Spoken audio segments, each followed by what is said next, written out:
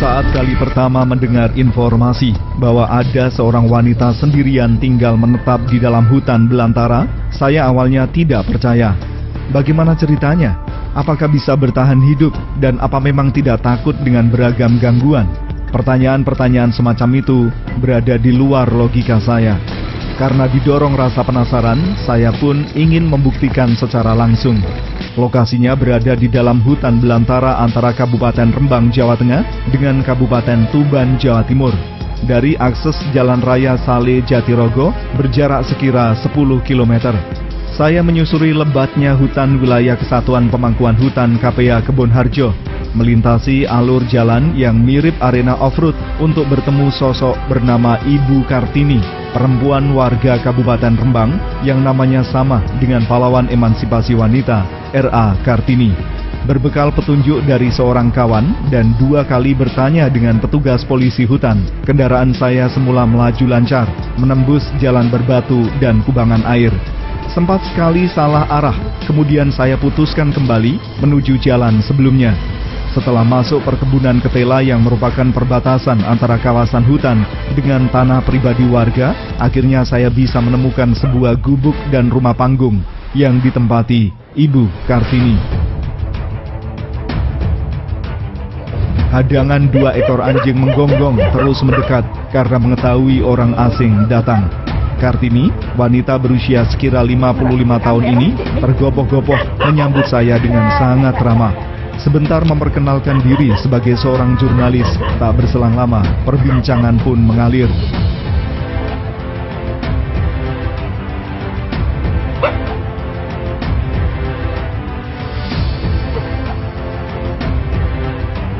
Pertanyaan pertama yang saya lontarkan, bagaimana awal mula memilih tinggal menetap di hutan seorang diri? Kartini mengisahkan sejak kecil sudah tersisih dari keluarga, sehingga dibesarkan oleh neneknya yang hidup miskin. Setelah berkeluarga dan memiliki 3 orang anak, suaminya meninggal dunia. Ia rela menjadi TKW di Malaysia untuk menyambung hidup dan menyiapkan masa depan bagi buah hatinya. Kala itu, ketiga anaknya diasuh oleh nenek mereka. Saat bekerja di Malaysia, Kartini mengalami kecelakaan lalu lintas hingga menderita luka parah pada bagian kepala. Alhamdulillah, masih selamat. Sepulang dari Malaysia ke kampung halaman, cobaan berat masih saja datang silih berganti, termasuk saat ditawari tanah tengah hutan oleh seseorang yang konon dikenal sangat angker. Dibilang bahwa daerah sekitarnya kelak akan menjadi proyek tanaman tebu pemerintah, sehingga diprediksi bakalan rame. Ia tertarik membeli seharga 16 juta rupiah dengan luas 1 hektar lebih, masih dalam bentuk rimbunan semak belukar. Setelah dibersihkan, Kartini mencoba bertani di lahan yang ternyata sangat subur. Mulai tanaman cabai, ketela, rambutan, jeruk, semua cocok. Kali pertama, Kartini mendirikan gubuk kecil, kemudian atas bantuan petugas perhutani KPA Kebon Harjo, bisa menambah dengan rumah panggung untuk tempat tidur. Setelah memutuskan menetap di lokasi itu, Kartini justru mampu bangkit dari keterpurukan masa lalunya yang menyedihkan. 10 tahun lebih berjalan, lahan di sekitar gubuknya tidak banyak berubah. Jadilah ia satu-satunya yang menetap di tengah hutan sampai sekarang.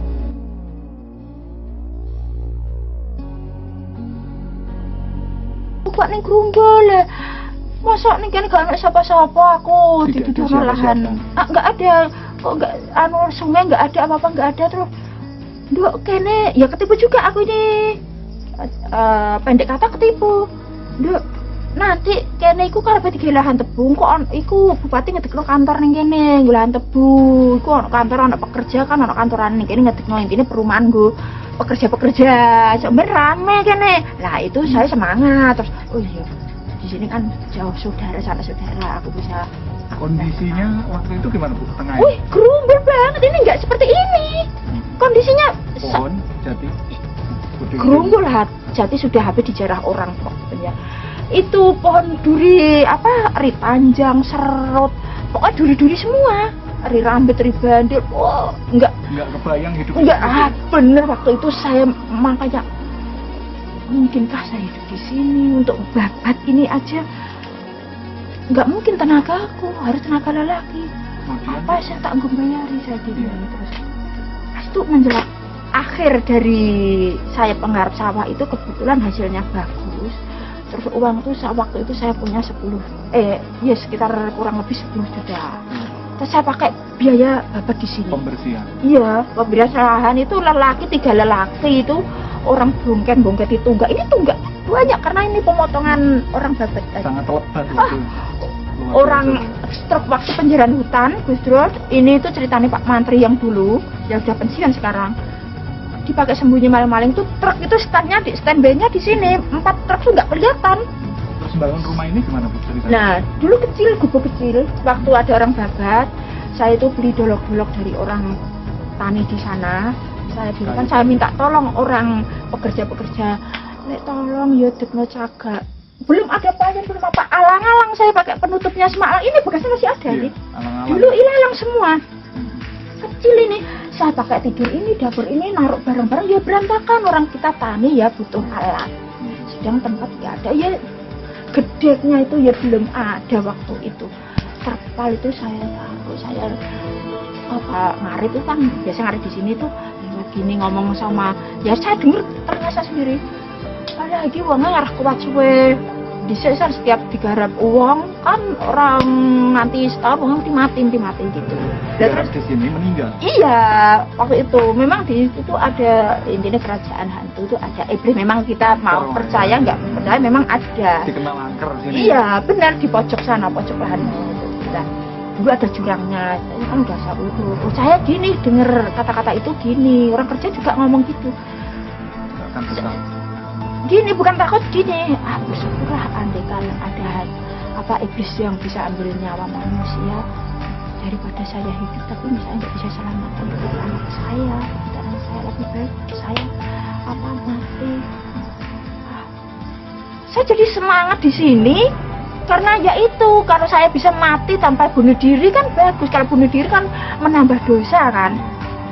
Semula 3 anaknya juga ikut tinggal di tengah hutan. Seiring bergulirnya waktu, anak pertama laki-laki lulus SMK bekerja di Jakarta, sedangkan anak kedua dan ketiga perempuan berhasil lulus sarjana juga bekerja di luar daerah. Mereka adalah anak-anak yang sangat sayang dengan ibundanya. Sudah berulang kali mengajak Ibu Kartini untuk pindah, namun ditolak.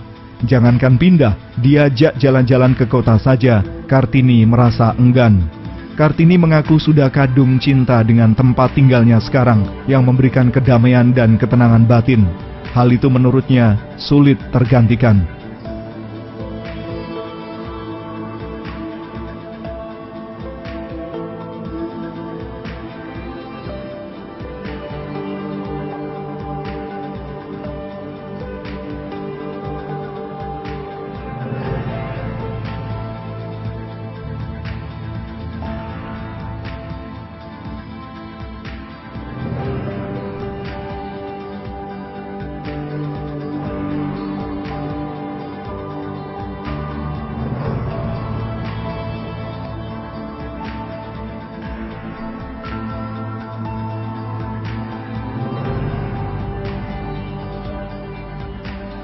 Semakin tambah bertahun semakin membaik, semakin bisa menguasai lahan, menguasai pekerjaan, menguasai situasi. Ibu rencana tetap akan tinggal di sini? Ya seperti itu sih, karena saya merasa di sini tuh saya bisa tenang, nggak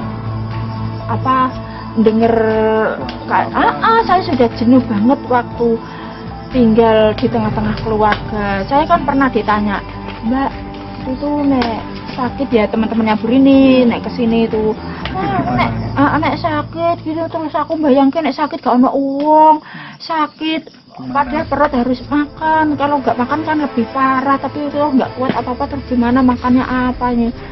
Sekarang kalau di sini saya sendiri takut sakit, nggak ada yang saya makan, nggak ada yang nolong. Itu keadaan di sini karena sendiri ya. Sejak ke kota jalan-jalan ini termasuk tantangan? Gini nggak tahu, berat banget. Saya tuh sudah banyak kecewa di tengah kota, di tengah keluarga, kecewa, luka, semua sayatan ada di dalam jiwa saya. Selama hidup sendirian di hutan, apakah tidak ada gangguan? Wanita murah senyum ini menegaskan, kalau hantu tidak pernah dilihatnya. Justru laki-laki iseng datang memang pernah. Tapi pelaku memilih menjauh saat dirinya mengacungkan pedang. Gangguan lain tentu ular berbisa. Sudah berulang kali menjumpai ular berbisa, bahkan masuk ke dalam kamarnya, sehingga terpaksa ia bunuh. Tengok sih, ini rimba semua rimba belantara itu kan hutan jati besar kan baru ditebang hari ini, baru selesai. Jadi kan rimbun banget. Apa ular? Enggak. Ya, ular tuh kalau saya memang dari kecil gak takut sama ular ya, sering. Saya tidur tuh ada ular tuh sudah sering. Bangun tidur. Pagi Mas, bangun tidur kan waktu itu nggak ada jendela, nggak apa kan gelap ya pagi. Dan saya bersih-bersih waktu itu. Itu pelungsungan ular itu utuh di samping saya, berarti semalam saya tidur sama ular. Anak-anak tidur, malam-malam saya teriak apa? Hidup saya diserang kala jengking. Itu, iya malam kan gelap-gelap. Lampu tempel ublek itu dari minyak tanah. Waktu itu minyak tanah sudah sulit, nggak ada lagi.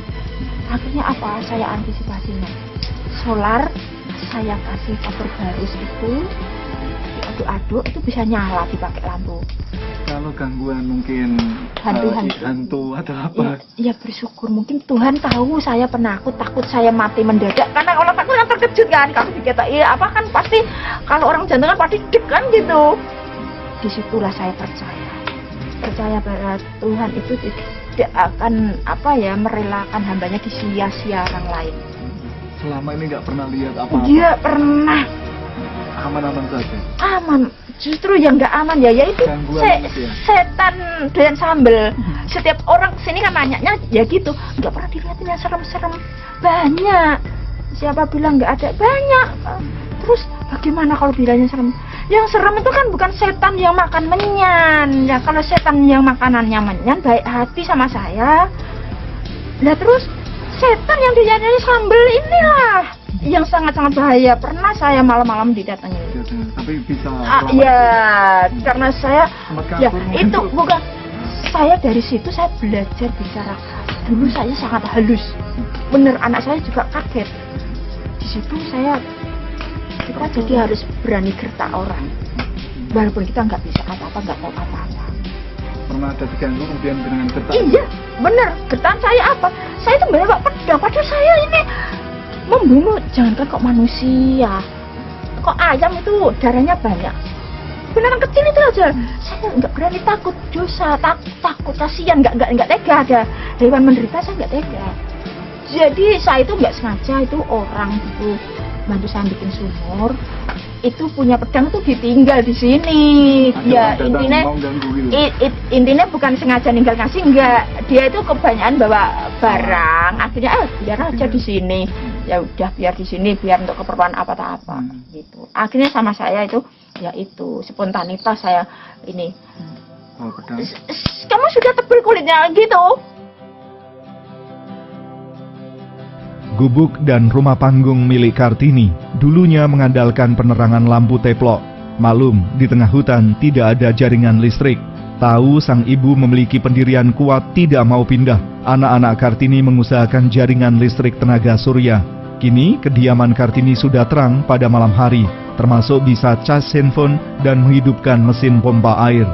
Soal kebutuhan sehari-hari manakala ada kekurangan, kebetulan ada warga yang biasa menggarap lahan persil perhutani mau membawakan barang dari dalam kampung. Tapi pada dasarnya Kartini sudah terbiasa makan seadanya, memanfaatkan beragam tanaman di lahannya sendiri. Bagaimana untuk mengusir rasa jenuh? Kartini menunjukkan sebuah radio di dalam kamarnya.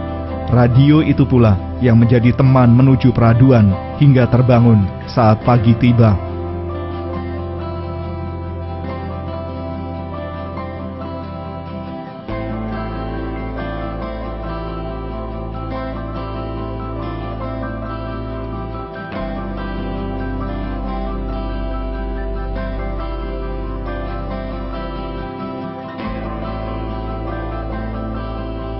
Kartini menambahkan saat lebaran menjadi momen yang paling menyenangkan karena anak dan cucunya semua berkumpul di gubuknya. Ia sama sekali tidak pernah menutup-nutupi kehidupannya. Justru dari kisah perjuangan hidupnya, Kartini sering berpesan kepada anak-anaknya untuk selalu meningkatkan tali persaudaraan. Satu sakit, semua harus ikut merasakan. Dengan cara itu Kartini ingin anak-anaknya saling membantu dan hidup bahagia.